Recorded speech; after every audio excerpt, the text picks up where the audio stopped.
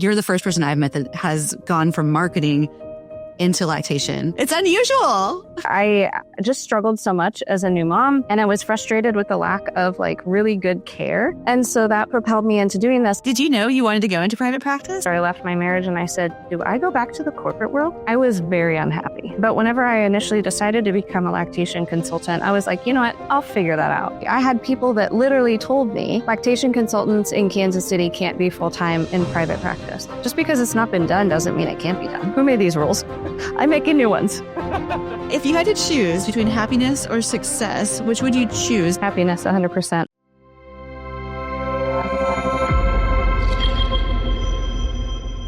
Welcome back to 101 Ways Out. I'm your host, Vanessa Jupi.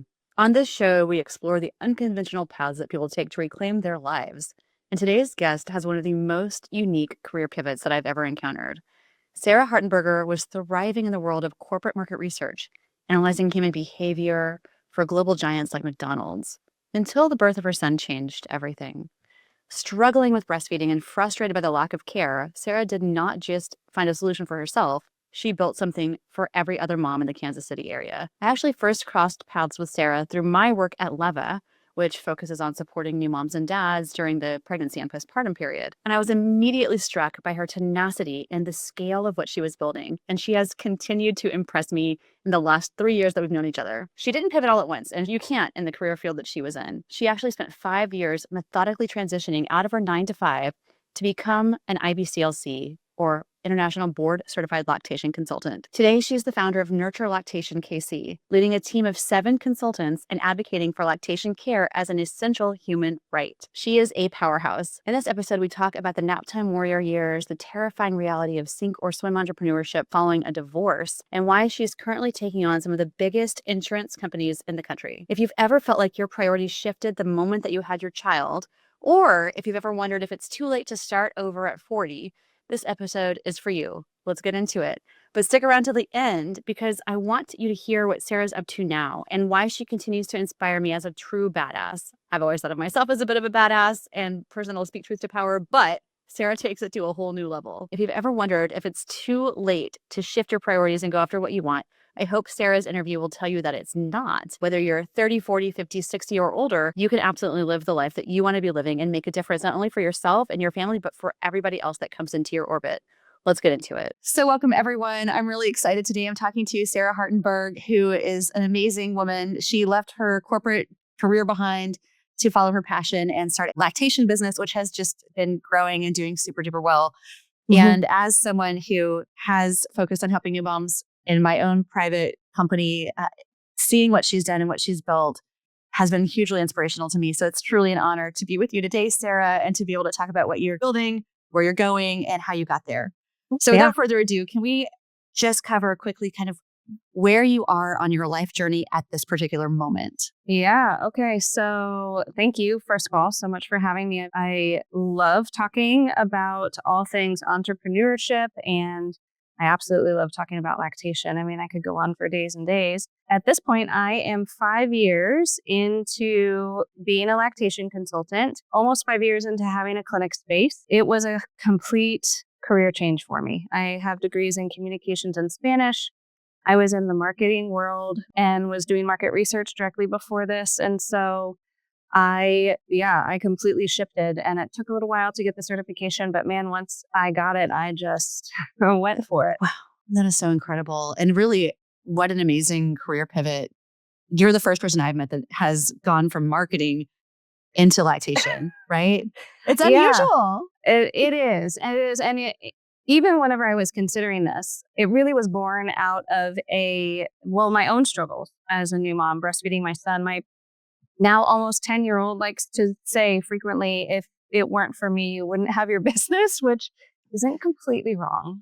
But I like to remind him I've done all the work, but that's okay. But yeah, I just struggled so much as a new mom, and I was frustrated with the lack of really good care.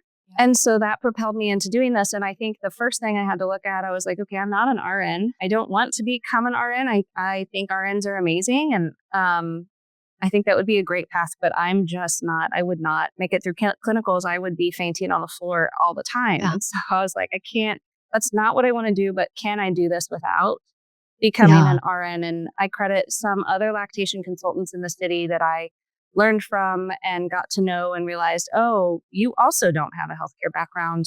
Then I can pursue this too. Wow. Okay. So was it really that meeting other people that had taken the non-traditional path that helped you realize that you could go forward with this? Yeah, there's a lactation consultant that works at one of our big health systems in town who actually also has a marketing background. And she was one of the first that I found. And then there's another one at a local hospital who I believe was a kindergarten teacher before she became a lactation consultant. So it was like, okay, if they can do it, I can do it. Yeah, that's amazing. I love that. And I think that's such a great story too for people to realize, like, just because you've gone down one path in your life doesn't mean that you're stuck. And if you see something that you feel like is an opportunity to make something better like you did, try it, because who knows? Like, you're having a very cool experience from everything I've heard, and I've talked quite a bit in the recent months about what you're doing, and it seems like it's really working out for you. We'll get into that. Yeah. But I love that lack of the idea of we're not limited. I don't know, I'll speak for myself. I feel like it's been so difficult to kind of try to redefine where I've been on my corporate journey and in my life, because I was this really hardworking woman. I was this corporate woman. I was an executive. I was climbing the ladder. And then all of a sudden I was like, Ash, I have gotten to this crazy point in my career and I am not happy. I have all the things, like more money than I ever thought I'd have. I have multiple properties. I have this, I have this, I have this. Shouldn't I be thrilled? Isn't this like what I was supposed to like do my whole life? I should check boxes. Shouldn't I have made it? And it's like, actually, no, I want to do something different. I want to figure out what that is. I want to figure out what that looks like. I want to align my life with something that makes me happy. But I think it's really hard to acknowledge that sometimes and realize like I can actually shift entirely, but you did it. I think that's so incredible. Yeah. And I think in the corporate world, especially, you have this, I mean, people call it the rat race. It's like this vision of what success is. And that's just like continuing to climb the corporate ladder. And I had to get to a point where I completely dismantled that. And I mean, even still, sometimes I find myself, I'll see people that I used to work with and they're vice presidents at blah, blah, blah. And I'm like, oh, that could have been me. But then I'm like, wait, Sarah, you own a business. You are all of the roles. You are the owner. You are the CEO. Like, that is you. You're just not going to this office building 9 to 5 and actually would have created works way better for me in all of the ways. Yeah, absolutely. Gosh, isn't it so strange that even though I keep wanting to jump ahead, where you are now, owning your own business, you're employing people, you have folks that are supporting what you're doing. Like, you've created something that not just helps you, helps so many new parents, but also you've given careers to people that wouldn't otherwise have them. Yet we're so conditioned for that competition in this culture that we're in to see other people and be like, oh, I don't have that VP title. But why is that? Like, that's so weird to me. I feel it too. I don't know. Yeah, I don't know. Maybe it's just part of the American culture. Yeah. I don't know. And like you've said, like, I've really had to redefine what does success look like to me. It's helpful that in my life, I have a lot of entrepreneurs around me. Especially women entrepreneurs. My gosh, my circle is just like all of my like closest friends. A lot of them are entrepreneurs, which is really cool because we're just calling each other, oh, this day sucked, like going through these things and talking about the struggles and everything that we have. But I also, in my family, like my dad worked for AT&T for like 40 some odd years. And so his vision for me was to have one job forever. And that I didn't have that. I jumped around and that's very normal for people to do now for several reasons. But then like my brother is a ceramic artist and has his own business. My sister was in the healthcare world and then changed careers and now owns her own business as a real estate appraiser. My mom, even growing up, she was a stay-at-home mom for a while, but then became a single mom, so had to work. And she did Mary Kay Cosmetics and owned her own business in that way. And it's funny because I remember watching her grind and being like, I never want to own my own business. That looks like such hard work. And here I am. Yeah. Life had other plans for you. That's sure. Great. Thanks for sharing about your parents. Can you share a little bit more? What did your dad do at AT&T? Yeah. So he did some sort of data management. He passed away like 13 years ago and I was a younger adult. So I don't think I fully comprehended what he did, but some sort Yeah. of middle level management. He had a degree in math, and so I'm sure he was running reports. I remember Tuesdays was always his day. He'd be like, "Don't call me on Tuesdays. I'm busy on Tuesdays. It's report day." So yeah, he worked his way up and moved our family around a little bit as well. But yeah, that was his definition of success, was to Yeah. be at the same company, work your way up, and that's fine. He had a good life. He seemed happy. Yeah. That's good. Yeah. I remember AT&T prior to me becoming an adult where it would have made any difference. But like AT&T was at one point located in San Antonio, Texas, which is where I Yeah, grew that's up. where he And started. then Yeah. that's where he started. Okay. Yeah. Yeah. Mhm. So he was there, the Riverwalk and everything, super hot, Yep. but beautiful.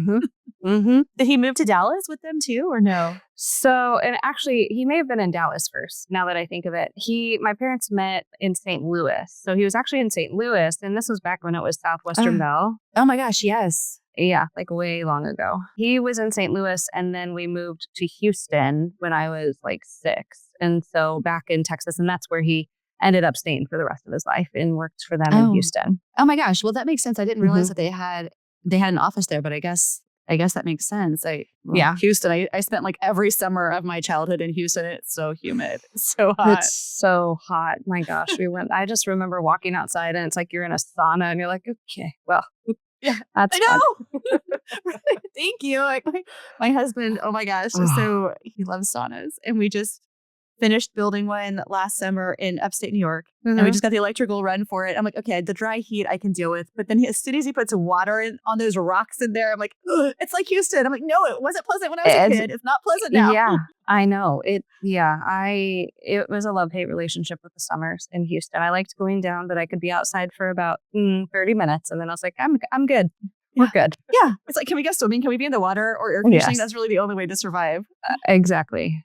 So how long did you live in Texas? Did you grow up there? No, I actually grew up in southern Missouri, in Springfield. We only lived in Texas for a few months, and then my parents split. So my mom moved us back to Missouri. So we were in St. Louis, in Houston for a minute, and then grew up in Springfield because I have family there. So grew up in Springfield and then came up to Kansas City for school and met my kid's dad, settled down here. And I'm lucky that I have so much support here. I'm a single mom now, but like my high school friends, we have a tight knit group I was getting text messages at 6:00 this morning from my group of college friends. And we've really traveled with one another through all of the life stages. I mean, you look at it, I've known some of these people for more than half of my life. That's amazing. And then I have, my sister ended up settling down here with her husband, which was kind of a weird coincidence because she didn't go to school here and she's 6 years older than me. So she's here, which is nice. But yeah, I love Kansas City. I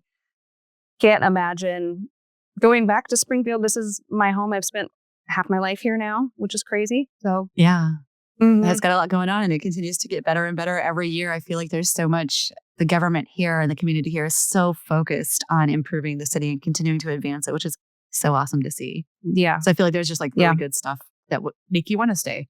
Oh yeah. Tons of amazing stuff. Yeah. The streetcar expansion launched this week. I know. So It's funny. I know. And like on the weekends, I'm like, okay, what do I want to do this weekend? I have a list a mile long and I'm like, okay, I have to pick one fun activity.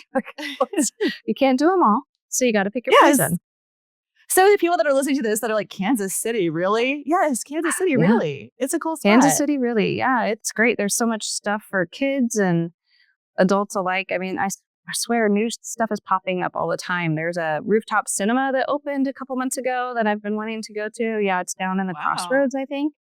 And they play like all sorts of movies, not new ones, but I think they have like Dirty Dancing and stuff like that. And I'm like, that would be really cool on a nice fall night, get a snuggly blanket and have your hot chocolate or whatever. Sounds great. Oh my gosh, I have to look into that. Yeah, my kid, I want to take him in. I would like to go see a movie. That sounds amazing. I want to do that now that you've told me.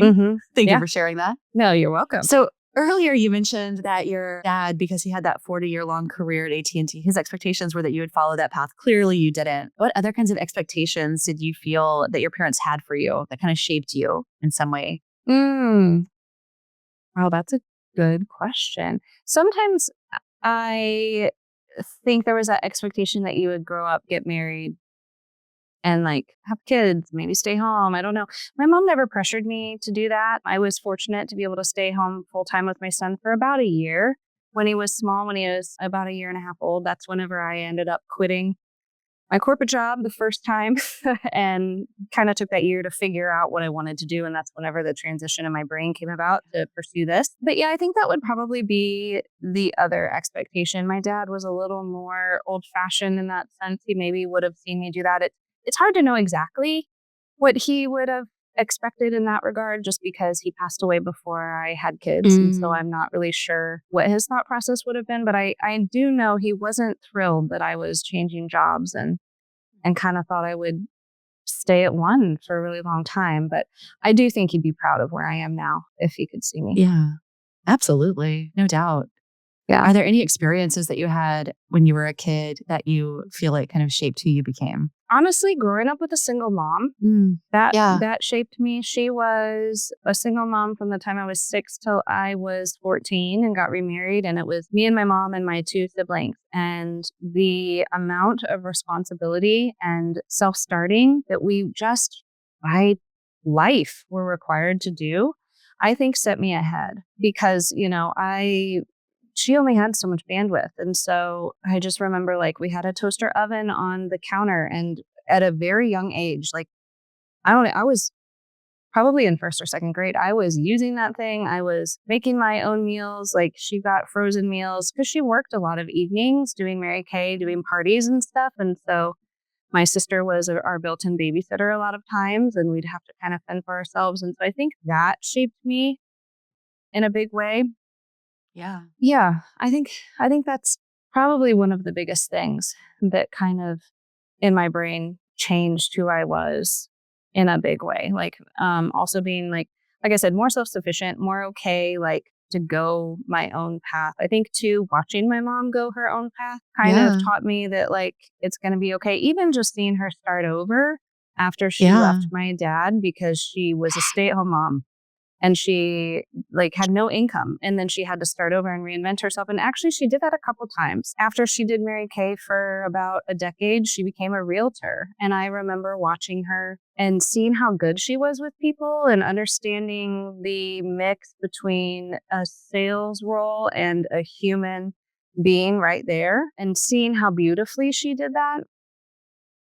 I think that really helped me to understand like, okay, this is like how you deal with people. This is like, no matter what business you're in, you're really in a people business. Like I just had lunch with an old, he kind of was a boss of mine. He ran a bunch of Papa Murphy's stores back several years ago. And he was even talking, he was like, I wasn't in the business of pizza. I was in the business of people. And it's true. It's all about like those relationships. Yeah, absolutely. That's amazing. I love that you had that role model to look up to in that way. I mean, even if it didn't even seem like it at that time, the fact that you've carried it with you. Yeah. Yeah. Mm-hmm. And I mean, gosh, shout out to your mom. Man, as a mom, like even before I became a single mom, I recognize when I became a mom, like the strength, and it's just like, I'm still floored by it. There will be things that hit me on days and I'm like, oh my gosh, my mom was so strong. And just like the example she set was just incredible. Yeah. Oh my gosh. Well, you're making me feel emotional just thinking about it. It's super beautiful. And as moms, like it's inspiring too to hear that. And what you said about not being in any specific business, but you're in the people business. I'm going to share that with my kid. He's got this of course, right? He has this like entrepreneurial spark. So he has all these ideas of things he wants to do, from YouTube channel to a lemonade stand to different arty type things. And I'm always trying to think of like the ways that I can help him or support him or encourage him. And I think that's just such a great quote that you shared. So thank you. Yeah. Yeah. Wait, let's go back because you actually kind of broached this subject already. That time, so you were in research. You were working in, was it marketing research? Market research, yeah. So I worked for a company called SMG in Kansas City, Service Management Group. And at the time, they were mostly retail and restaurant focused. And so basically, if you go to McDonald's and at the bottom of your receipt, there's a survey. SMG was a company that builds the survey, mines, like they get all of the data, and then they take all of the data and then tell McDonald's, hey, your customers are saying this. This is where you can improve. Here's your satisfaction. Here's what they're saying about your food, all of those things. And I just remember being so fascinated by the human behavior. You would not believe the things that people got pissed off about. And then on the other hand, the smallest things that people were so happy about. And so I think oh my gosh. Yeah. I mean, like, it's interesting because one thing I learned from that was that when it comes to happiness, when it comes to Google reviews, when it comes to surveys, if you think about it in your own life, most of the time, the people who are responding to those are not the people who are like, yeah, it was a good experience. Yeah. They're the people who are the extremes. They're either really pissed off or they had a knock it out of the park experience.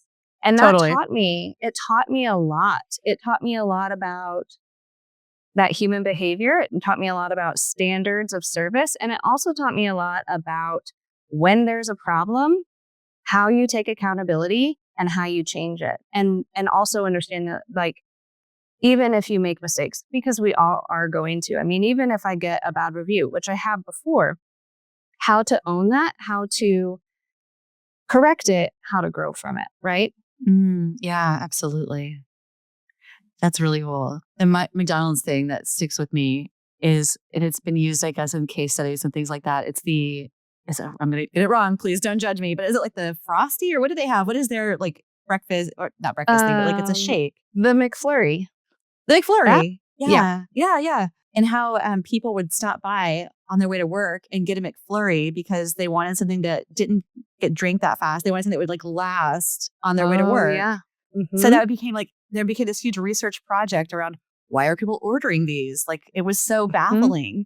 But isn't that came fascinating though? Yeah. Yeah. Market research. I mean, people wouldn't study it. It's so fascinating. And they're like, oh, McFlurries. Why are people ordering these things? That's so interesting. I'm starting to see like more of their revenue coming from that than, their breakfast options. Mm-hmm. And they just started talking to people and found out why. And then they put this whole different campaign around the McFlurry, and then sales increased. And suddenly it was like, now we have this new breakfast category that didn't exist before. Milkshakes. Yep. Like, it's wild. It is wild. It's pretty amazing. It is wild. Yeah. And I think it's it's important to listen to that feedback, because that's how you're going, like, especially if you're targeting certain people and you're wanting to grow in certain ways, it's so important to listen to that feedback and to grow and change. And I think the bigger piece here is to understand when there's feedback that you take in, but that doesn't mean you make a change. Like, you might how do you differentiate? Well, yeah. And like, you might have one customer that is the squeaky wheel and is really ticked off about something. And in the grand scheme of things, maybe it's not something that you have control of in your business, or maybe it's not feasible to make a change, or maybe you haven't figured out how to make a change.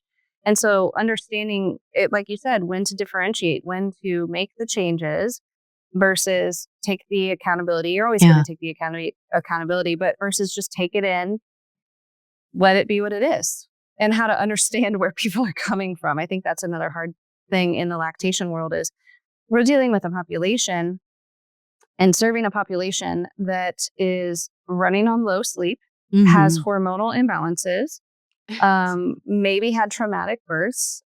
They're tied to the outcome of how they feed their baby and take it very personal. And so you have to learn how to navigate that and how to support that and how to kind of, in some ways, not piss people off in the process. Support them in a way that they can hear, right? Yeah. Yeah, that's difficult. I mean, you're really helping people in one of the more difficult times of their life. And I'm sure many people that you're helping, because I know for myself, it was like, because I had a lot of issues with breastfeeding.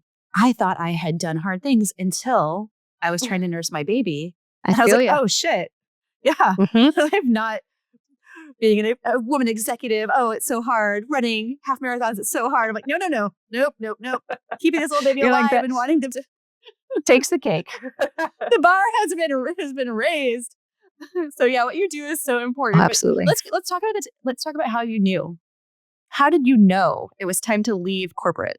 As in, how did I know it was time to change careers, or how did I know it was time to leave once I got my certification? You know that moment when you realize that you can't keep living the way that you've been living? You've probably heard several of my guests talk about that already. If that resonates with you and you're feeling like you're in that moment, you're in luck. I've created a 30-day program that's going to help you become unstuck, reconnect with your joy, reconnect with yourself, and reconnect with your values. We're going to work together to figure out your next step, your vision, and your path forward. This is an invitation for you to live the life of your dreams that truly lights you up. Visit 101waysout.com to get started. Talk about changing careers. Like, how did you know, this market research stuff and everything I've been doing, it's not for me anymore. I've got to do something different. That's actually a really good question because I freaking loved my job at SMG. I thrived there. I could see myself being there forever. I was like, I'm never going to quit. This is where I'm going to retire. I absolutely adored it. And then my son was born, and I don't think I understood, as I don't think one can, the impact that becoming a mom would have on me. And I remember my sister asking while I was pregnant, she said, are you going to go back to work full time? And again, she's 6 years older than me. She had already had her 2 children. And I was like, well, yeah, of course I'm going back full time. Like, are you crazy? Not realizing that maybe I wouldn't want to because maybe I wanted to spend more time with my infant. And maybe that wouldn't provide flexibility for my family. I mean, I learned really quickly that 2 full-time working parents is really hard when you have kids. Kids require flexibility, and that's just how it is. And so I remember I was on a walk with my kid's dad, like, I don't know, maybe a month before I was set to go back to work, and I had 3 months off. And I was like, I don't care about anything except for what's right here. And he was like, okay, well, maybe we figure out how you can stay home. And so I said, okay, here's the deal. I was like, I was off of work for 3 months. Let me go back for 3 months, like equal the time and readjust. And if after 3 months time, I still feel the way I do, then we will talk about me staying home. And I got like a month in and I was like, I will see my 3 months through, but then I'm probably not going to. So it just felt like this pull. It's like all of a sudden my priorities had completely shifted, and I understood that even if I took time off, that didn't mean I was never coming back to the corporate world. But I remember like almost feeling annoyed at work. Like, this doesn't matter. Why is this person complaining about missing ketchup on their burger? Like, go get a ketchup packet. I got really annoyed because I was missing time with my infant, and that's what was way more important to me. And I think it was those interactions at work. I mean, I loved my coworkers. I liked the culture was fantastic. They were very family friendly. It was more that, like, what am I actually doing here? Yeah. I'm like helping big corporations become more profitable. This doesn't seem like important life work. And what I've learned about myself in the process of all of this is that for me, a job can't be just a job. It has to be a passion. Otherwise, I don't do my best, and I don't do well if I don't do my best. Absolutely. I totally feel that. I feel the same way. I'm like, I could tell it's hard for me to get to a point of not caring about work. Like, that has happened to me once in my entire career at my last corporate job, actually. And I was like, is this what people feel like? Like, is this how most people feel? Like, they just don't care about their jobs? Yeah. Like, I had never felt that way before, but I totally get what you're saying. I wanted to ask you, like, you loved your job. You were so clear about that. And it was something you were excited about, passionate about. You could say that forever. Had the baby. Everything starts to look and feel a little different. Why do you feel like you had that realization after the baby? Like, why do you think that you didn't see it that way beforehand, as far as like, I need purpose. I need something that's more meaningful.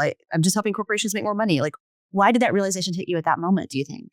That's a good question. I think probably in some ways I felt passionate about it. It was the human behavior behind the piece. I felt maybe I viewed it in a different way of like helping to make customers' lives better whenever they go, you know. I think also what I've learned about myself is that my brain moves so fast that I think maybe not that I wasn't connected to the baby growing inside me, but I think I was putting one foot in front of the other and doing the actions I needed to do to get through a pregnancy, to then have Yeah. a baby. And it wasn't until I had the quiet, quite honestly, that comes with maternity leave and the, dare I say, boredom at times and the space, that I think that time allowed me to just reevaluate when I didn't have the noise of emails and meetings and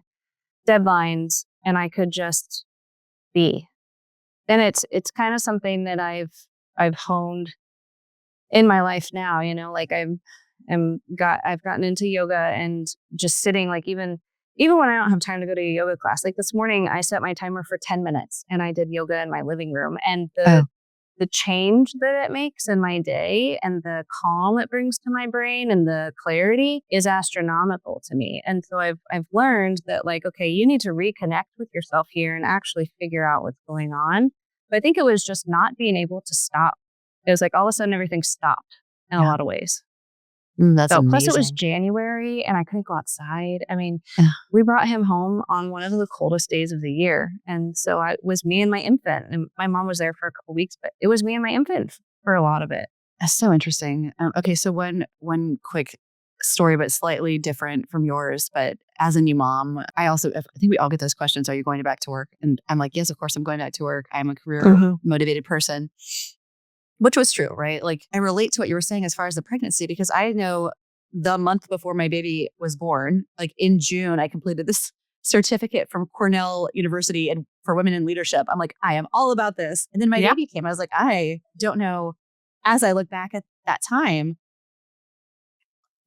you just don't realize how much things are going to change. Like, it was so crazy to think I'm going down this path of like this certificate and this education and this, goal.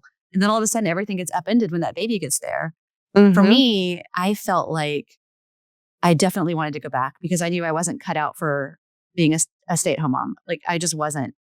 And I was so looking forward to being back at work. But the thing that I was so worried about was keeping him safe and keeping him alive. Yeah. And that was the thing that kept replaying in my head, was like, I can keep him alive better than anybody else. Like, I don't trust anyone else nearly as much as myself to keep this child alive. That was the thing that really worried me, So then I'm like at work, I'm like checking in constantly with his nanny. I'm like, how's he doing? Send me pictures. And she was so good about it. Thank goodness.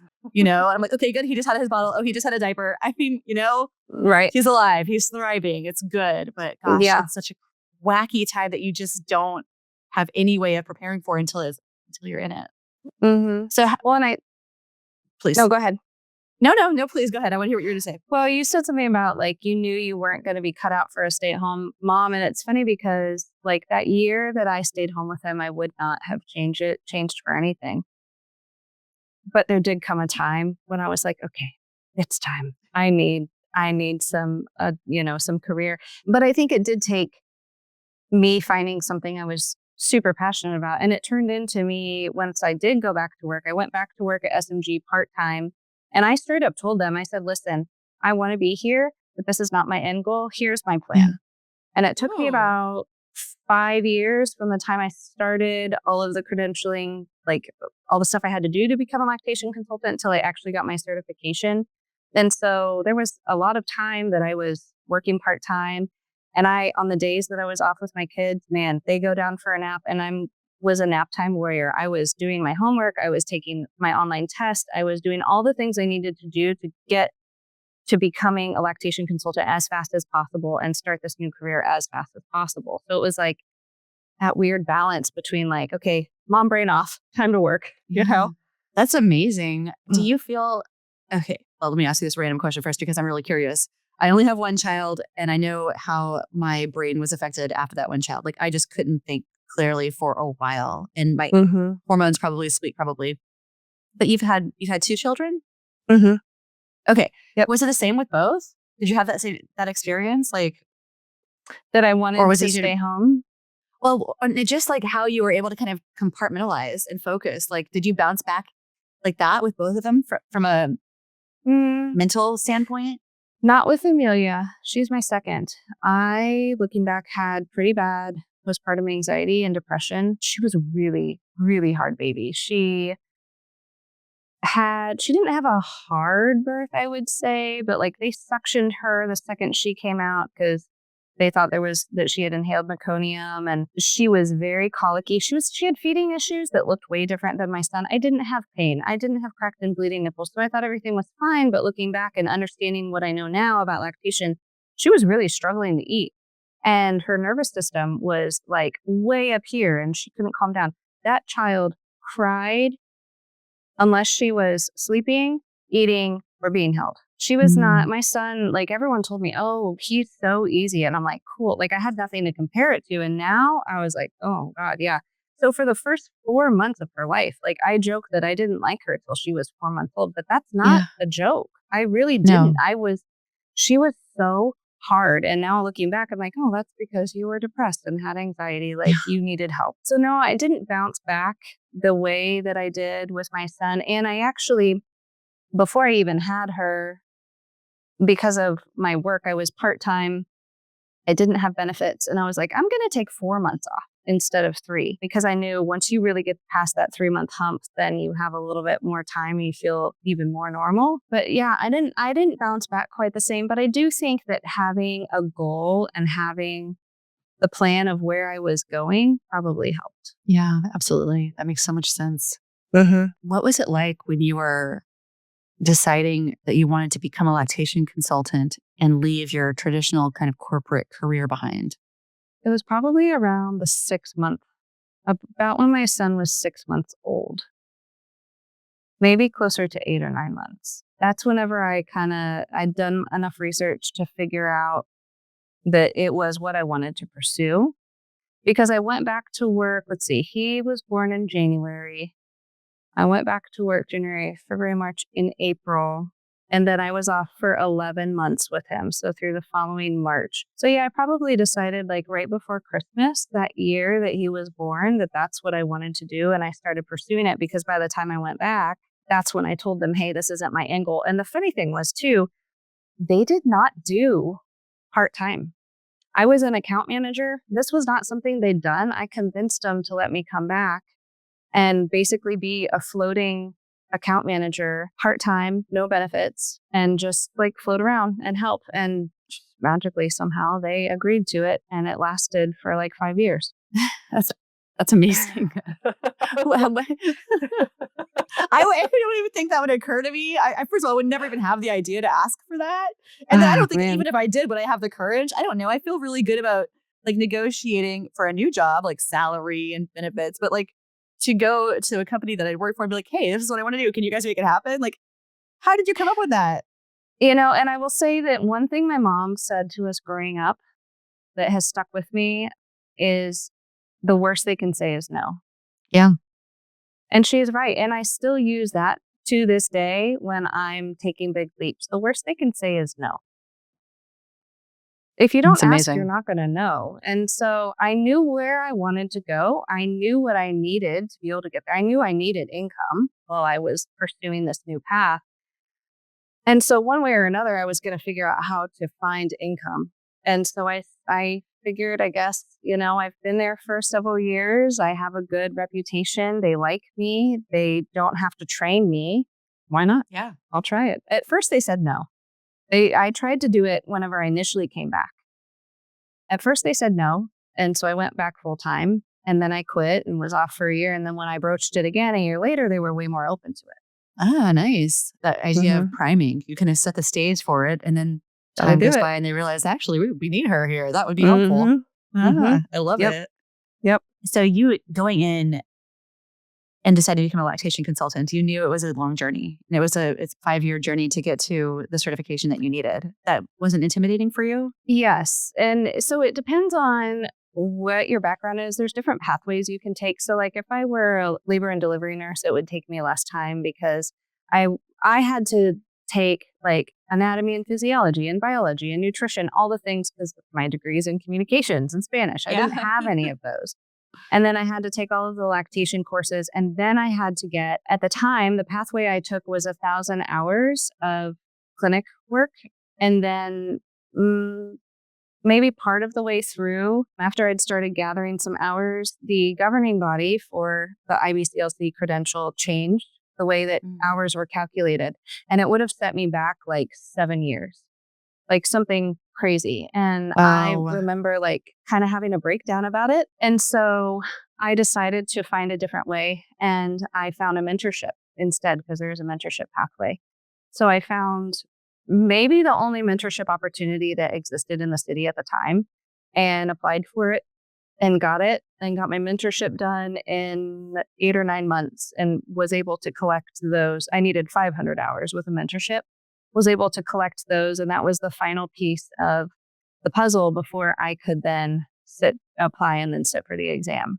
So, That's I mean, I amazing. was determined. Like one thing I've learned about myself through this process that if like anyone else would be able to tell you, my mom especially, but like I'm the type of person that if you tell me no, if I really want something, like you should probably watch out. Like just get out of my way. I'm gonna figure out how to get it done. Did that come to play for Just, you in this experience? oh, absolutely. Absolutely. I had people that literally told me lactation consultants in Kansas City can't be full-time in private practice. Oh. And I was like, well, who says? Just because it's not been done doesn't mean it can't be done. I mean, I've had a lot of people tell me, well, you can't do it that way, or well, we don't do it that way. And I'm like, why not? Why not? Why? Who says? Who made these rules? That's amazing. I'm making new ones.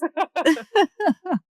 Did you know you wanted to go into private practice? Like, is this what you're doing now? Was that always your vision? No, I didn't know when I initially decided to become a lactation consultant if I wanted to work at the hospital or if I wanted to own a business. Owning a business very much intimidated me. I didn't even know where to start.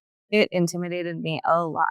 But whenever I initially decided to become a lactation consultant, I was like, you know what? I'll figure that out. We'll get there. I don't need to have that plan right now. And so I started the business and then actually started working at a local hospital right after I got my certification before my business really flourished because I really needed my certification to be able to bill insurance and then be able to really make a good income without cash pay. And I was like simultaneously working at the hospital and starting to build my business. And I was at the hospital for 9 months. And my intention was never to have that be a short-term job. My intention was to work the two simultaneously for whoever knows how long. But it became very clear that I would thrive better in private practice. And one big piece of that for me was to be able to make relationships. Because you see these moms for 2 or 3 days and then they're gone. And maybe they come to support group. Maybe you never see them again, but man, you can get so attached quickly and early, and really create support. And I so desired to walk with these moms through the lifespan of breastfeeding, because as you know, breastfeeding looks very different on day 3 than it does on day 14 or month 6. I mean, those babies change so much in that first year. And I wanted to be able to walk with moms through the whole way and help them to navigate that path the whole way. And so that's whenever I realized like, okay, yep, private practice is for me. I have to make this my full-time income before I can, with or a reasonable expectation that it would turn full-time income within X number of months or whatever. At what point did you leave your part-time role at SMG? Was it as soon as you got your certification? Mm-hmm. So I got a fun fact about the lactation certification, International Board Certified Lactation Consultant. It is an international degree or an international certification. It's not a degree. When you sit for your exam, you don't find out your results for 3 months. Ooh. It is absolutely excruciating, to be honest. Yeah. I took it on like September 12th or something and did not find out my results until it was to the day, 3 months in December. Wow. And I just remember telling myself when I came out of the testing center, I felt so good. I felt like I had aced it. And I was like, remember this feeling, bottle it up. I took a selfie in the car so I could refer back to it. And I had to actively come back to that and remind myself how I felt. In the hospital, it actually, I started there right before I found out my results because most hospitals will hire you contingent on you taking the exam within a couple of years, or if like your results are pending. Of course, if you don't pass, then that's a different story. But I think that helped a little bit. But yeah, I quit my job at SMG once I got the job at the hospital, because that was, I needed to be full-time lactation brain and not half-time business, someone else's business to, half lactation. It was a lot. Yeah, absolutely. And so as you're kind of going through this, go ahead. I was going to say my plan all along was, once I got my certification, was to quit SMG and go full-time into lactation, whatever that looks like.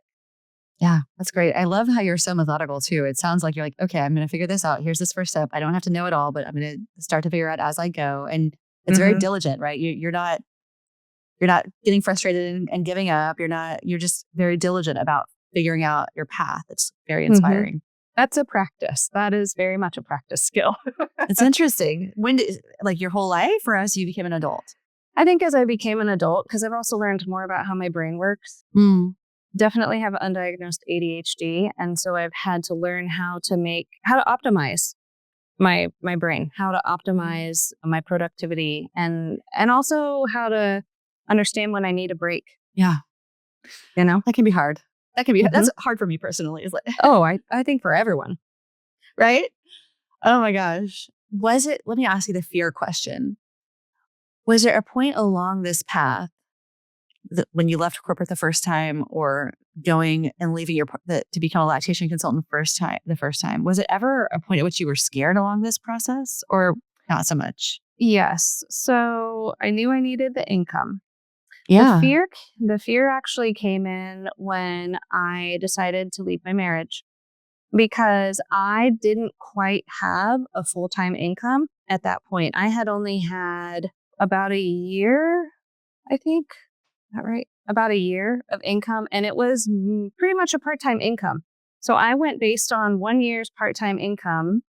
And then I left my marriage in February of the next year. And I saw how it was going. I was full-time at that point in my private practice. But I was very scared. I remember meeting with my business coach, who is also an entrepreneur. She owns a couple of yoga studios and does business coaching. Oh, cool. And I remember meeting with her right after I left my marriage. And I said, do I go back to the corporate world? Do I go back to the safety and the predictability and all of that? And she looked at me like I had 4 eyes, and she was like, absolutely not. Because she actually had been a single mom at one point in her life. And she's like, you have so much freedom of time and freedom of money. You get to decide how much money you want to make. You get to decide how much you want to work. You get to decide if you take the day off because your kid is sick. And that was, she is one of the most instrumental and influential people along my path, because she has been there as a sounding board. I would meet with her monthly. And what I've realized looking back is that I didn't have a partner or a spouse to bounce ideas off of, and as I was building this and to talk through things. And she kind of was that spot for me, and the safety and the reminder that, like, keep going. You're doing this. Let's talk about this idea. So yeah, whenever I left my marriage, that was very scary. I had to do a lot of reminding myself that it's going to be okay. A lot of like worst case scenario, like that helps my brain sometimes. Like, okay, worst case scenario, it all crumbles and you have a degree to fall back on and you have skills that translate and you can find a job. Worst case. That's not a bad case scenario in the end, right? And so, yeah, it was super scary. But worked out. What made you decide that you needed to, like, you had done so much. It sounds like you've done so much on your career side and the career self. What made you realize you needed to make a personal change? I was very unhappy. I was working all the time in one way or another. I was working all the time in the business. I was working all the time at home. I didn't feel like I had the support. I did a lot of work on myself. I did a lot of work on the marriage, and I didn't feel like I was being met with the same energy. I didn't feel like I had the support that I needed, and I didn't see that changing even when I asked for it. So that was a very scary decision, as you might imagine, leaving that. And I'm so lucky that I have the support that I do. I have friends and family who were completely behind me. You know, yes, we see why you need to leave. Yes, we're here. We're going to help you through this. And I remember texting my best friend like every single day. And some days I would just need her to say, like, you're okay. Keep going. But yeah, I was so unhappy. And I think for me, about 6 months before I ended the marriage, it started showing up in my body as anxiety does. Yeah. I was very, very anxious. I had stomach aches every single morning. I was starting to have panic attacks. And my family was like, hey, maybe it's your marriage. I was like, no. It's just business ownership. This is normal. So it didn't change overnight when I left. It's been a process. Definitely mental health meds helped. I got on an anxiety med and it's like this cloud cleared in front of my face. And that's whenever I could see that it was stemming from my unhappiness with my marriage. And it's hard. It's so hard whenever you decide to spend your life with someone and you have this vision for what this is going to look like and you have kids. And then you have to decide to upend that because you know that no matter how hard this is going to be, in the end, a happy mom and a happy dad are better separate for the kids than two unhappy parents together. Yeah, absolutely. I don't think we could have gotten back to a place where we were happy and everyone was miserable. And that's not a way to live, not for us, not for the kids. Life's too short. I wasn't willing to do that anymore. Yeah. Well, it sounds like you tried so many things and you can't do it alone. And sometimes it is like, it's just not going to work. We change, we grow, we evolve, right? Like that's what we do as human beings. Yeah. Yeah. Yeah. So thank you for sharing that. By the way, I will say, like, out of the many interviews that I've done now, for women in particular, divorce has come up quite a lot as far as it being something that was core part of their story. And also what helped them, allowed them to kind of take different steps. Sometimes the divorce was the first thing, and then they went and had the career they wanted, made the life they wanted. So it's such a big part of our journey, to figure out that right partnership or not. So I appreciate you sharing it. Yeah. I mean, for me, it definitely, like, I had started the business first, but then when I left, it was like, okay, sink or swim.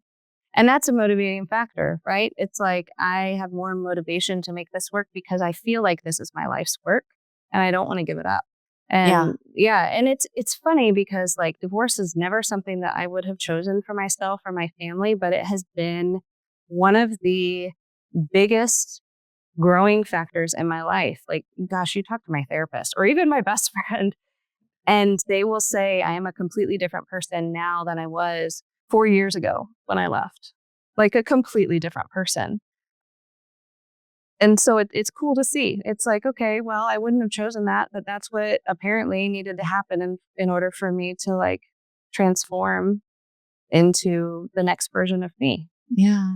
Oh, I know when you and I were kind of talking prior to the call, you shared that when you were in the marriage, and even I think right after you got out of the marriage, when you were vision casting where you wanted your business to go, at one point you're like, well, if I do 5 consults a week, or I think it was, right? If I do 5 consults a week, that'll be great. And now you're like, I have all these ideas. Everything's so much bigger, so much more grandiose. And what you're doing now in your scale now is something you couldn't have imagined back then. No, I mean, getting out of the marriage, I remember sitting with even whenever I was still in the marriage, sitting with my business coach, and she's like, tell me your dreams. And I just kind of remember looking at her like a deer in the headlights, like, what do you mean? Yeah. I just want to make a little bit of money. I just want to serve moms in this way. That's it. What do you mean? And now it's like, I joke my office manager every time I come back from a meeting with my business coach. I'm like, all right, Sam, get ready. And I'm like, these are all my dreams. These are all ideas. And she's like, okay, all right. She jokes that she has to, like, keep me in line. And she's actually not wrong, because I could just, here's all these ideas, here's all these dreams. And then it's like, okay, scaling back and putting a plan into place to get there. That's amazing. I have to ask you 2 questions that are going to cover what has changed for you. So let's talk about what your life was like when you were still in corporate, before you, take us back before you had your baby, you were full-time, to where you are now, what your life is like. 2 things that have changed? Just what your life is, what your life things in general, like how have things changed for you? Well, on the practical side, I don't have a 30+ minute commute downtown every day. My office is much closer, which is nice. I feel like I can be more creative now because I'm the red tape, right? I don't have to, you can make changes faster. I've also learned how to, and this is honestly something that I still struggle with, but I've also learned how to give myself grace. I know that I'm a morning person. And so if I want to get things done that require a lot of brain power, I got to do them in the morning. Like I would rather be up at 4:30 in the morning, get some coffee, get a snack, work for a few hours, then go home after work. If I know most of the time, if I try to work after work, like after I leave the office, like, no, I'm going to fall asleep. I'm just gonna, that's just how I work. And so it's been nice because I can change the way that I work. I can change, like, if I need to get things done, I can put them in these hours. And so I've learned how to adjust my schedule according to what my body, my brain, as women, like there are certain times of the month when my energy is lower. Seriously. And I've That's a learned real that thing about myself. It's Yeah. so real. It's so real. And then I've learned with like ADHD, your estrogen drops right before your cycle starts, and that just makes things even worse. And so I track it and I'm like, okay, around this time of the month, I'm going to need more sleep. I'm going to need more time built into my day to just be. And so I've really had to work on productivity can mean rest. Rest is productive. That's been really, really hard for me because I'm like, if I'm not doing a consult, if I'm not charting, if I'm not working on the business, I'm not being productive. But actually rest is very productive because I'm better. So that's one thing that's changed for me. Definitely getting out of the 9-to-5 mindset that work happens between those hours and understanding that it's really fluid and it has its ebbs and flows. And then I think the other big thing is just being able to edit my life with how it needs to be simply to work around my kids. So like, I'm so thankful that I have an office space where my kid got sick a couple weeks ago and he couldn't go to school. And so he came and hung out in one of our empty rooms. Great. I have that flexibility and then I can take off early if I need to or move things around because I'm the boss. That is so cool. I can't even imagine being a kid and having you as my mom and being like, oh my gosh, my mom is such a badass. Look at this whole business she has. I have my own little room here that I can just be. That's so cool. Yeah. I think about that sometimes because I think about my own mom and I didn't realize it till I was older. So I don't think they realize that yet. I think they just see it. Let me show you one thing. Okay. So, over the last several years, I've done a lot of speaking because of my business. My kid goes with us a lot of the times when I'm doing these engagements. And so he was at a summer camp this summer and it was a creative artsy summer camp and they were drawing their feelings. And so he was drawing the feeling that was brave. And this is his drawing. It's me it's supposed to be me on stage with my business name there. And I was like, wow, that's how you see me? You see me as a brave person going and talking about how cool is that? So I feel like they just pick up on stuff that we don't even know. And it makes that little impression of it so cool. Yeah. So I'm pretty convinced that your kids are like, man, mom's got some cool shit going on. Yeah. My son has said before, like, Mom, you built this? Like, this didn't exist. That's what he said. He goes, Mom, so you're saying that this didn't exist before you built it? Like, you built this business and it exists because of you? And I'm like, And he's like, yeah. Cool. That's so cool. Yeah. I'm so impressed. I'm impressed. So I'm sure your kids are impressed. Another question. How has your income changed since you were in corporate to where you are now? Yeah, so it's definitely increased. Income to me is interesting as a business owner because I have learned that I have money trauma. And so for me, I want to be able to make enough money to live comfortably, invest, be able to save for my kids, for retirement. But then it's important to me to be able to pay my employees a good wage and also be able to reinvest back into the business. So while I do make more than I did when I was in the corporate world, I also kind of cap myself in a way, which maybe sounds funny, but I do because to me, it makes sense to do that. And maybe some people listening would be like, that's stupid. But because of where I come from, it's more comfortable for me to be able to put money in different avenues rather than put it back in like my personal income life, if that makes sense. That's interesting. It's also cool because it's empowering and also really scary that if I want to make more money, literally it's up to me. Yeah. And I guess in some ways it's the same if you're in the corporate world. If you want to make more money, well, you work your ass off and you go ask for that raise, but I'm the one generating the business. And if I don't work, if I don't generate the business, there is no income, right? Yeah, absolutely. So you mentioned something earlier, and you and I had talked about this a little bit, but we don't necessarily have to get into it, but maybe just a flavor of how it works in the healthcare space that you're in, because you do charge to insurance. We talked a little bit before about the direct pay or cash pay clients, and that's not such a thing, especially right now. But have you had to navigate that? Like, how have you figured out navigating this different world? Yeah. So fortunately, there are a couple businesses in the lactation space that kind of act like a payer. One of them is pretty much like a payer, but basically they're Hold the middleman. on. What is a payer for those of us that don't Okay, know? I'm sorry. No, you're They good. they act as the ones who submit everything to insurance and then pay people out. And so we are in network with all of the major insurance groups, but we don't manage submitting the claims, fighting the claims, getting the payment back. That means that we make less on the consults than we would because they're taking a chunk of it.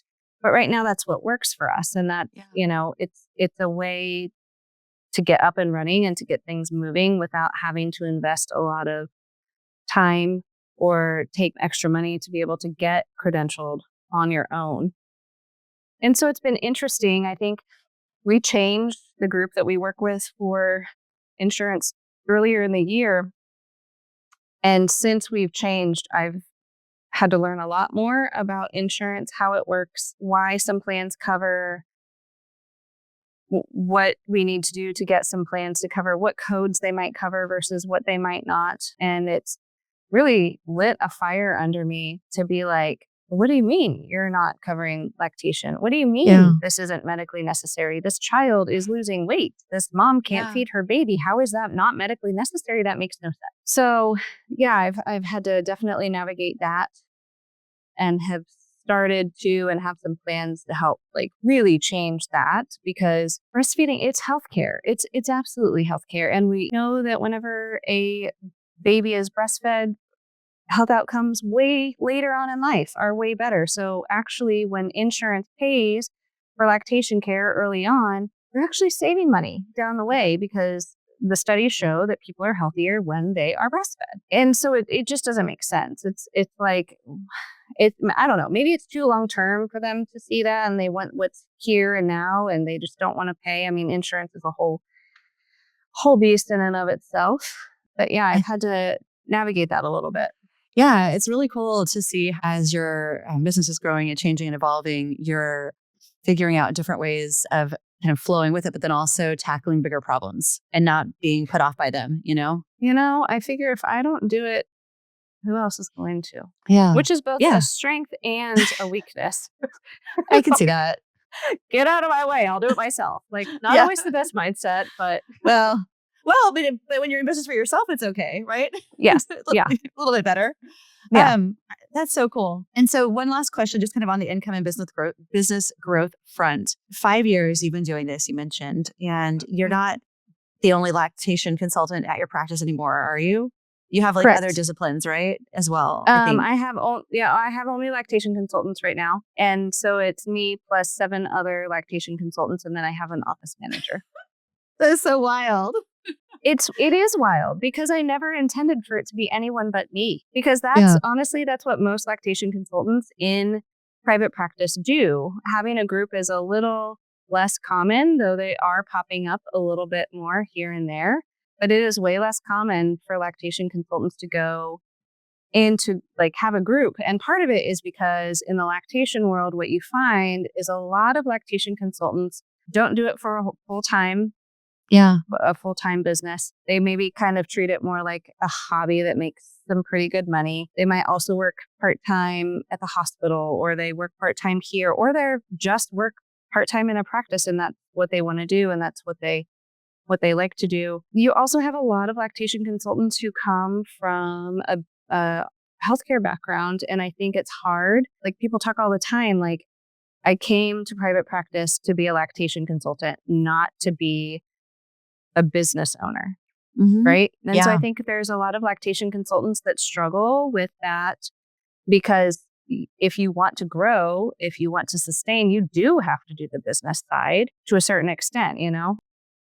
I don't know. I'm trying to think of like businesses that I know in the lactation world that have not been able to pay attention to the business side, if that makes sense. Yeah. I mean, I know I've worked with a lot of lactation consultants for my startup that I've worked on, and it's tough it's tough out there, and especially if you're not really focusing on the business aspect of it and you just want to consult.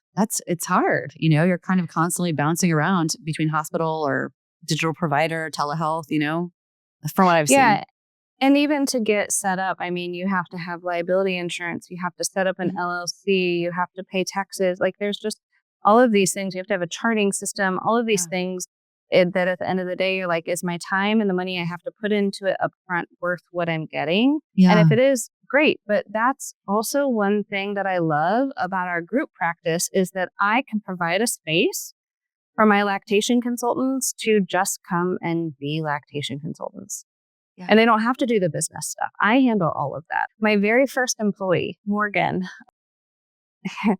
that was after my business coach told me I needed to hire someone. And Morgan messaged me on Instagram and said, hey, I'd love to pick your brain some time about owning my own lactation business at some point. And I was like, I didn't know who she was. We had never met. I was like, hey, I would love to meet up. What if you come work for me first and decide if you want to own your own business? And then, if you want to later, great. If you don't, great. Well, she's been with me since 2022 and she's like, I will never own my own business. She's like, you work so hard.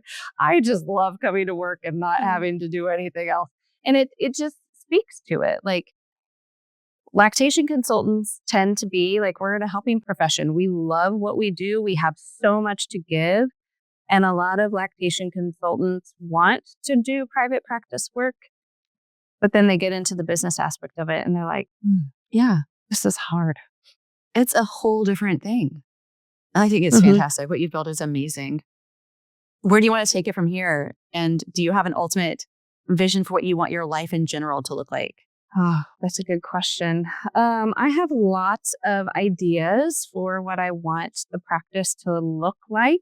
Sometimes it changes on a daily basis. Definitely staying centered on lactation. I want to get out in the community more. At some point, I want to get in the schools and be able to go talk to health classes because, however old they are, probably middle school, maybe early high school, 16-year-old, they aren't necessarily going to go lactate tomorrow, but it's planting the seeds so that these women and these girls understand how their body works. Because that's one thing, I didn't know how my body worked Same. until after I had a baby. All of these processes were working on their own, not just lactation, but my cycle and all of these things were happening. Yeah. I had no idea. No one really taught me all of the ins and outs of it. And so I would love to get into the schools and teach them Love that. about lactation and how your cycle impacts that and hormones impact that and what you're doing now can impact that. We have women sometimes who come to us and they've had breast implants and they say, well, the surgeon never told me that if I get it placed on, one way versus another way that I won't be able to breastfeed. That's because they probably that's don't even just- know. They don't even care. Yeah, they don't even care. And so I would love to get out in the community more to do that. Classes. I'd love to have more classes. I'm super passionate about teaching other providers. So teaching people who are in the birth space, doulas. I dream about standing in front of a group of pediatricians and OBs and teaching them what they can do to set their patients up for success. That's so needed. Yeah, and it's hard because they're so strapped for time, but they don't get very much, maybe a couple hours of breastfeeding education. I have to have 95 hours of breastfeeding education, lactation education, just to sit for my exam. Right. So what they get is so puny compared to what lactation does. Right. And I feel like I've talked to other folks that said, even in the medical field, that it's kind of optional. Like it's optional if they're going to learn about certain women's health issues, including It's lactation. So wild. it's like, It's wild. but you're in And charge so of my birth or my kid. Like those things they should be required. Like, it's so wild. And I think you kind of hit on another thing there, like continuing to advocate for women's health and being like, Mhm. no, like women are not just smaller men. Like our Right. bodies are completely different. Our brains are wired different. Our hormones are wackadoo at times. And like Yeah. understanding I just love like getting the education out is so important to me. So yeah, I'd really love to do more of that and just continue to expand. I also, as you know, like the insurance piece just it's just a thorn in my side. So like advocating for insurance to actually cover what they should be covering per the Affordable Care Act, which is a law, by the way. Yeah. And, when they're blatantly not, it's like, what the heck do you think you're doing? Yeah, absolutely. I love that you're taking on those fights. I love that you're not backing down and just accepting the status quo.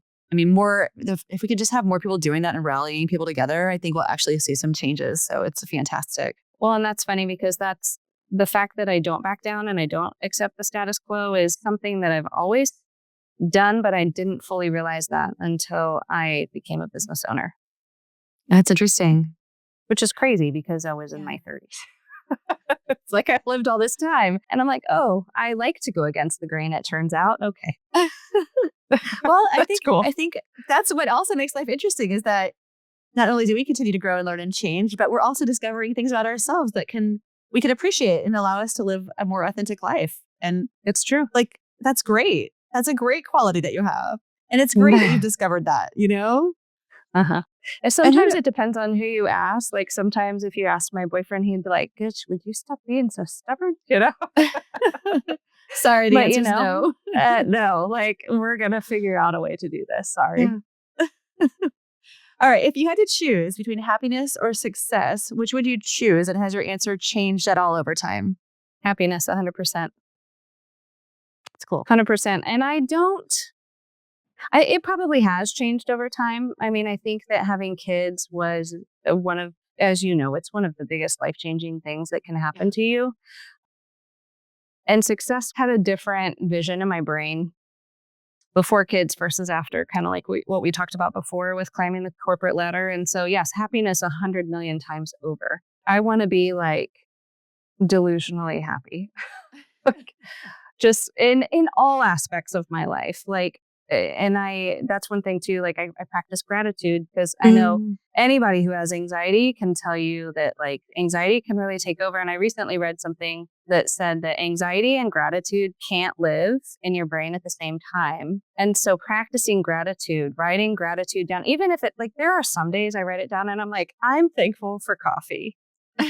I'm thankful for sunshine. Like I'm thankful for more coffee, like just some of these days. But it's like, if you practice that and you start picking out things that you're grateful for, I think that can have a really big change. In fact, there's something that I started doing with my kids because I saw something about kids and gratefulness and changing their mindset. In the mornings on the way to school, we go through affirmations. I take them through, I have them repeat, and then they start saying their own. And then what I had read about gratitude, this guy said his phrase that he comes up with that he says for his kids as a catchphrase is, "Who has it better than us?" And the kids say nobody, to encompass like, hey guys, we got it good. Like, yeah. And even on the hard days, we got it good, right? Who has it better than us? Like we have each other, we have a roof over our head and food on our tables, thankfully. Yeah. Like, so just practicing that gratitude muscle. I love that so much. That is super cool. This may be a character flaw, but I often tell, of course, we all tell our kids how much we love them and how wonderful they are, how happy they make us and all those things. And I was laying in bed with him the other day, a couple months ago, probably. And I was like, are you happy? Like, how do you feel? Are you happy? Is there anything that would make you happier? He's like, I am such a happy kid. And he's like, if this is like unhappy and this is like the happiest a kid could possibly be, he's like, maybe I'm like that much away from the happiest. I was like, okay, well, I'm so glad to hear that, first of all. Second of all, what could close that gap for you? Right, yeah. Right, of course. Just buy like cupcakes. Donuts at 8 a.m. That's what'll do it. That You're would like, do done. it. Anything you can want, do child. that. Yes. Yeah. He's like, I'm not sure, but when I figure it out, I'll let you know. So I was like, all right, I'll take it. I'll take it. Aren't But they it's so like they're important. yes, and they're some of our greatest teachers, you know?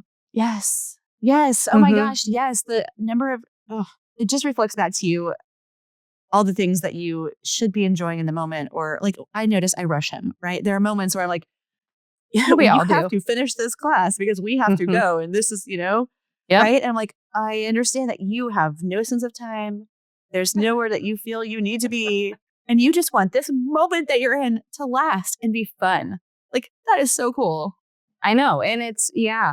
Sometimes I just have to sit back and just enjoy it. My kids like to snuggle each other in the mornings. Oh, And sometimes I'm like, okay, we got to get going. We got to get going. But I try to, they both have a loft bed and they'll be like snuggling and like goofing around. And I just kind of like sit there and stare at them. And I'm like, this is it. This is it. I know. I'm like, how did I get so lucky? And also, please don't grow up because this is Oh the my best. gosh. It's such a conundrum. And I have that feeling like literally every day, probably because I see babies all day, every day. And I look at my kids who are 7 and 9. I'm pretty sure every day I'm like, how did you get so big? When did this happen? I don't.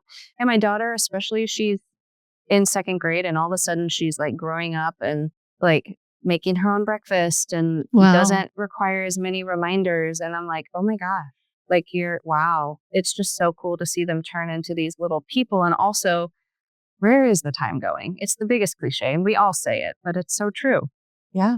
Yeah, absolutely. I love that you have those moments with them. I just love the idea of them snuggling in the mornings. It's so cute. They are adorable. They love each other so much. Like that bond is just something that's so cool to see. Oh, that's so wonderful. Yeah. What advice would you give to folks that are trying to figure out what to do with their lives? Oh, that's a good question. I think kind of what I talked about earlier, getting quiet, Yeah. giving yourself time and space, not even just like one day, like having time in your day to get quiet. I think also looking at what fuels you, what completely lights you up. What would you do? People say it all the time. What would you do if money wasn't a thing? If you didn't have to worry about being paid? And for some people, that's not feasible. Like maybe you can't make a career out of that, but never say never. But I think getting quiet and writing down your values. So like you talked about success and happiness. Like I think that's an exercise someone could do. What makes me happy? And it could be, it could be cats or dogs or sunshine or coffee. Like maybe there's something that you can discover in those. Maybe it's hobbies or something that makes you really happy that then you can start figuring that out. I feel like I run into this sometimes with people in my space. I mean, I'm in my late 30s, but I've heard of the quarter life crisis, right? Maybe not around 25 years old, but there comes a time I'm feeling this when I feel like you're in your 30s and you've been working for a while and there's this shift that happens that you're like, I'm a good way. Like I'm not far from 40. Is this what I want? Yeah. And if it's not what I want, what am I going to do to change it? I'll leave you with this one final thing. One thing that really has stayed with me. When I was going through all of my education, I had to take anatomy and physiology. And my teacher was, I don't know, in his 60s, probably, maybe his 70s. But he had been in his first career, he was a science teacher, I think, if I remember correctly, or maybe a PE teacher, actually. That might have been correct. He was some sort of teacher. Decided around age 40, he wanted to go back to school to become a physical therapist. Oh, wow. And it just has stuck with me all this time because he made that change at age 40. And I'm 38. I'm not even to that point yet. I made a career change way earlier than that. And it even felt very scary at that point in time because a lot of my peers were like well established and climbing the ladder. And here I was starting over. But even just 5 years in and I am where I am and that's cool to see. Yeah. But yeah, it just stuck with me because it was like, okay, not only in careers, but like you can make change in your life. I guess the moral of the story is like, don't be afraid to start over. I love that. Yeah, absolutely. That's a great moral. And I feel like, you've done that with your career. You've done that with your relationship. You've done that with several different things. And I think sometimes it's intimidating. Like it's intimidating to think about starting over at any of those aspects, but it also Yeah. doesn't have to be a huge thing all at once. I see a lot of moms start over.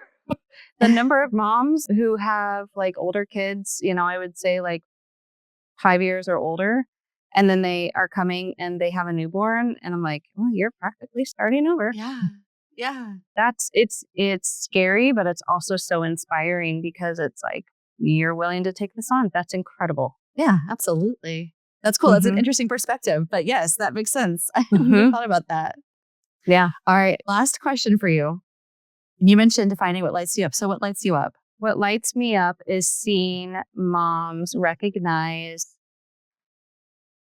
their own power, seeing them have confidence in themselves, seeing them advocate for themselves, seeing them on the other side of the struggle, and seeing like the sense of achievement on their face. That lights me up every time. I mean, like, I cannot tell you the number of times that I've sat in a consult and this mom is like telling me how far she's come and how confident she feels, and I like start tearing up, but I'm like, I'm sorry, just like, and it's genuine. Like I'm just, because I've been that mom, because I've struggled through that, and it's what I want more than anything is to help moms in this space to not only feed their babies, like yeah, that's what we're doing out here, we're feeding babies, but it's bigger than that. It's like building this confidence and teaching these moms that they're capable of so much more than what they realize they are, and helping them dig deep to find the strength that they need to do this. I tell moms all the time, like, parenthood is something that is going to teach you to advocate for yourself. It's going to teach you to advocate for your kid. It like, I mean, again, cliche, it changes you in so many ways in that are a lot of times for the better, right? Yeah. That mama bear energy that comes out. Like, I encourage my clients all the time to advocate for themselves and encourage them, like, you're enough just as you are, and you can do this, right? So I love it. seeing them on the other side of that struggle is just really cool, and seeing them really come into their own no matter where they are, no matter what journey they take to feed their baby, seeing them step into that strength and that confidence is really cool to see. That is so cool. I love it. You're doing Mhm. such important work. I Thank you. love that is what's lighting you up. That is so awesome to hear. And it's so important. Okay. If people want to find you, find out more about you, follow along with the business that you're building and the journey that you're on, what's the best way for them to do that? Yeah, so we have a website, nurturelactationkc.com. Our handle on Instagram is nurturelactationkc. We are also on Facebook at the same handle. Those would be the best ways to find us. They can email us hello@nurturelactationkc. Yeah, That's we're so cool. happy. We love to connect, of course, helping moms, but we love to connect with other providers, other people in the space, other entrepreneurs. So Yeah, that's great. I love your vision. Everything you've shared has been so inspiring. I'm taking so many nuggets away from this. And I just want to thank you so much for spending time with me, Sarah. well, thank you. It's been an honor. Oh my gosh, I hope that you enjoyed the conversation with Sarah as much as I did. What I love the most about Sarah's story is her absolute refusal to accept the status quo. From being told that she couldn't have a full-time private lactation practice to fighting big insurance companies, Sarah proves that being stubborn really means being a visionary. She also reminds us of a couple of things that are really important. Number one, rest is productive. And number two, our children are often our greatest teachers, sometimes reflecting back to us the bravery that we didn't know we had. If you want to support Sarah's mission and make lactation accessible for everyone, you can find her at nurturelactationkc.com or follow her journey on Instagram at nurturelactationkc. Be sure to check the link in her bio to sign the petition and make your voice heard. As always, you can find more resources and unconventional inspiration at 101waysout.com. And remember that mindset is everything. Who has it better than us? Nobody. I'll see you next time. And until then, go rewrite the rules.